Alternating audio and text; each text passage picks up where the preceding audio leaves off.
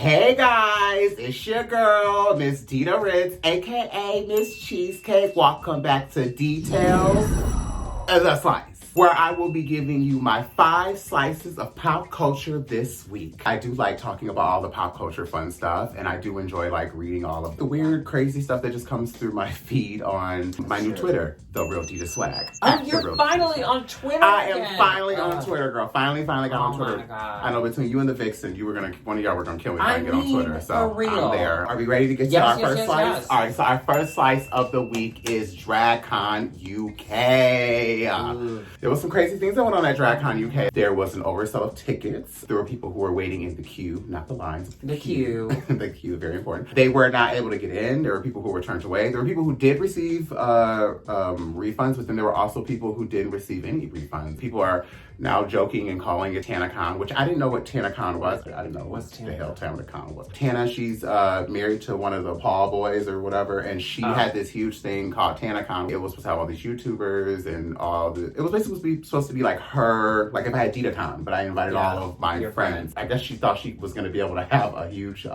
like convention in a hotel lobby. People were very angry. People wanted their refunds. And so that's what they were now like dubbing the DragCon UK. But to be fair, I mean, if you were married to one of the Paul boys, clearly your decision making is not the best. Yeah, you know, I don't really know much about Jake Paul, right? I don't know much about them except that they do really stupid white boy things like Jackass. Can we also just give a gorgeous shout out for like the DragCon UK really quickly? Can we please give a gorgeous shout out to Miss Shea Coulee?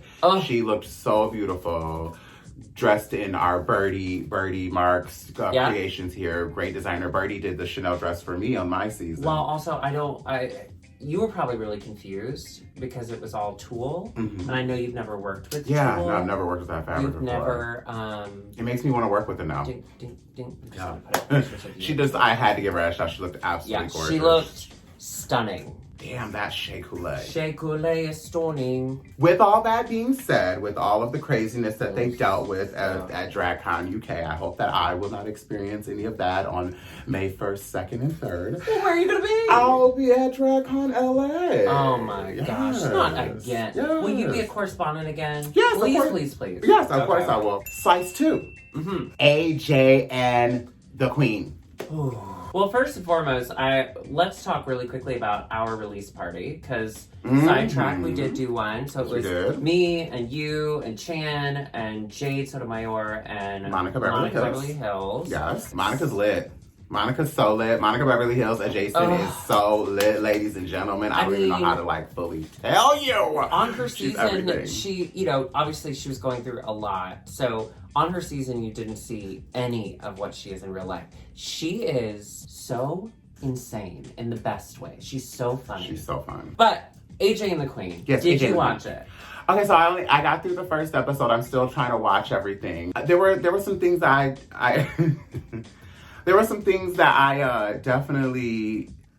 But the things that I did like, let's focus on those. Okay. Things. I enjoyed watching RuPaul D-Drag. I thought that was the coolest thing ever to see in the dressing room, where you see him taking off his wig and he's pulling out his breast cutlets and all of that. And bam, and then she wanders right back out. Right, and like talking about how she's been patching the tights up and stuff. I thought I really related to that moment of her. Let me tell doing that.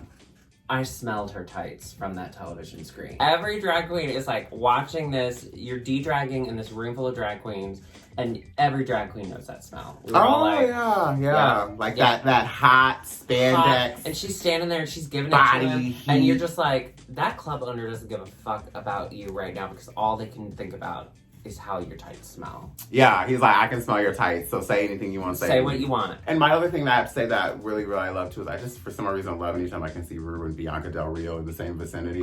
Because there's a bit of, even if the girls don't want to like always admit it, I think there's always a bit of like a fear that the Drag Race girls carry with RuPaul, whether they want to always admit it or not. And I say they, including me. So I just loved seeing them two acting in that scene. I thought that was great. With that being said, I do think that, some of my Drag Race sisters, just take some acting classes if you're going to be acting. Wow. Can you say that though when Rue was acting?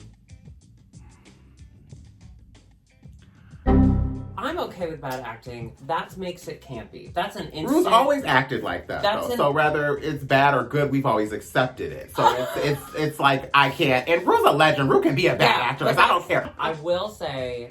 Yeah, it wasn't amazing, but I was entertained. Yeah. Were there times that I just had it on in the background? Absolutely. But there was a scene, and if you keep watching, you'll see it, that hurt my heart so much because we've all done it. RuPaul gets hired for a house party. Yes, I was having this conversation with a few girls. Girl, no one gives a shit about her. Jane Krakowski's hosting, and so she gets up to try and dance with her to try and get people interested. Girl, I did an office party, an office pride party, right? And so they put like a cooler with like beer and like tacos and all this stuff in the middle of this office, and like it just doors of offices around the middle, right? So everyone's offices kind of feed into this one area. I show up in full drag at 2:00 on a Thursday, and I bring my little microphone and my speaker, and I'm singing like Disney princess songs. I'm trying to like mess around with people. Girl, the moment I started singing, 3 office doors slammed.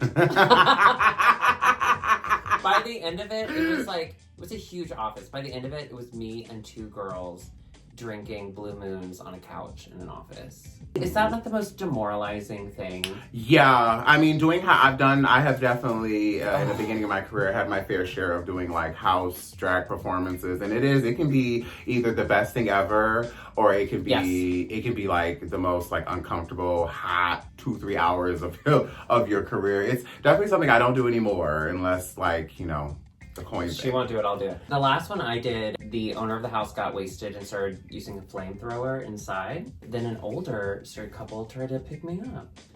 And I said, no thank you, but thank you so much. Right, like that's such a compliment. That is so like nice. I look that good in drag? Thanks, bitch.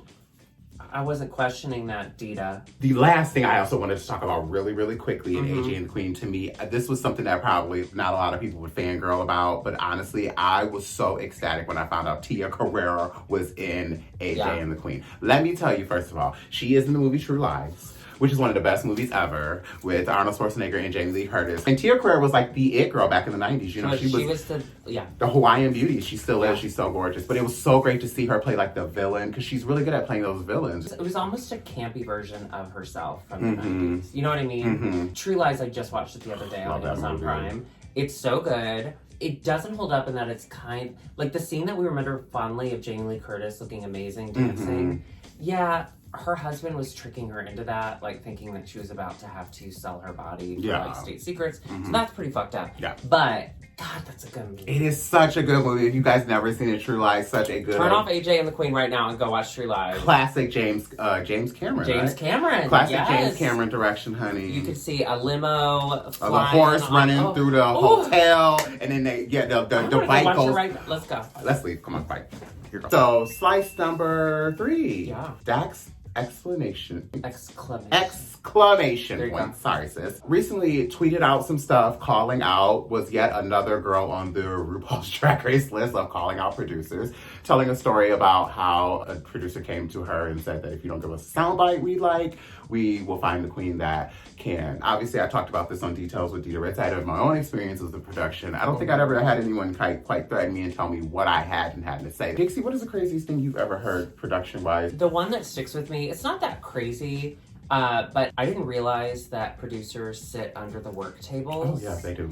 I guess Layla was like working on a wig or something. She was like at a work table and they were like, Layla, go ask, whomever about this. And Layla was like, no, I'm doing something. It just always stuck with me that like a producer is sitting under a table as you're trying to complete this task so that you won't get eliminated from the show. And then you're also having to play this side game, because if your story producer doesn't like you, you're not long for the world. The boot. Slice number 4. Now, are you ready for this, Dixie? Because this one, I literally... There was this man who is suing Pornhub, this deaf man. I'm already on board. He's suing Pornhub because there are not enough movies that are providing subtitles. I would just assume that when you're on the Pornhub, you are trying to get to your favorite scene, to see your favorite angle, you're trying to see your favorite moment. I prefer that amateur stuff anyway.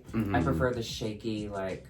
you know, they put their phone in a tree or something. Mm-hmm. I like that. It's real gross. They like hump each other with like a selfie stick. You know? I like that shit. That's gross. Yeah. I like that. My favorite line that I've seen just like as like a GIF. It's like a GIF I use all the time. It's a guy with a didgeridoo. You know, the big like.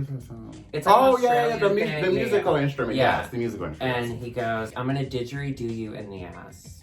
That is very funny to me. No matter your abilities, everyone should have access to porn that they can enjoy and understand. Everyone has the right to watch porn. Everyone has the right to porn. If you're of legal age. Of legal age, yes. Children wait. Wait till you're at least of age to watch. We don't need nobody's parents coming to me and Dixie talking about you gave, because you know they be thinking. If your dad comes after me, I'll fuck him. You gave my child. I'll fuck your dad. If your dad is fine, that might just happen. Yeah. So slice number 5, now I heard you have a surprise for me for slice number 5. Okay, so slice number 5, it's something that's like gay Twitter is loving. Lady Gaga's new track, Stupid Love, was released. Yes. It was leaked, not released, leaked. I got it sent to me by someone that I will not say because I don't want them to go to a British jail. I thought it'd be fun if we would listen to it because I haven't listened to it on purpose. You haven't heard it, right? No, I haven't. Okay. Yeah. Now, it is copyrighted, and of course, if we listen to it with the music on, they will take this video off the internet.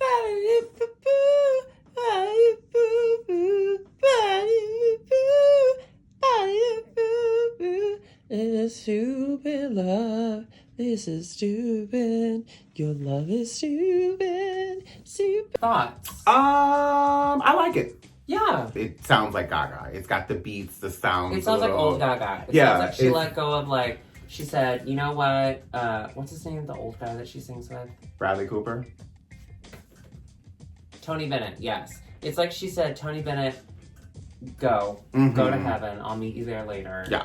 And she's like, I'm going to go back to my roots. This is old Lady Gaga, and I'm loving it. Imagine all of the little baby gays at the bar for the first time, and a drag queen comes out and perform this. I know. You know, that they'll be like, ah! You could turn a number and get some coins to this and the beat and make everybody feel that little like whatever. Yeah. Did you see her tweet about it leaking? Can y'all stop?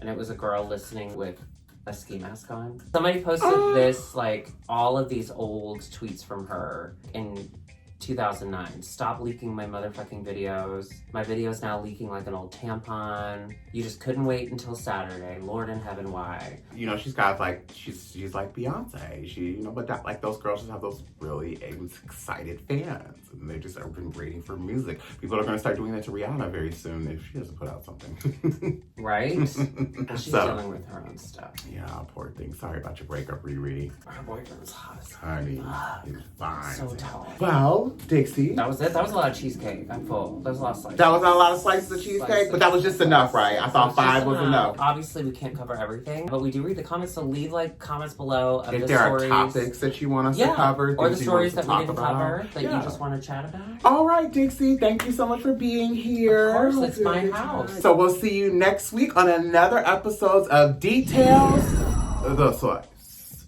Bye. Don't forget to subscribe.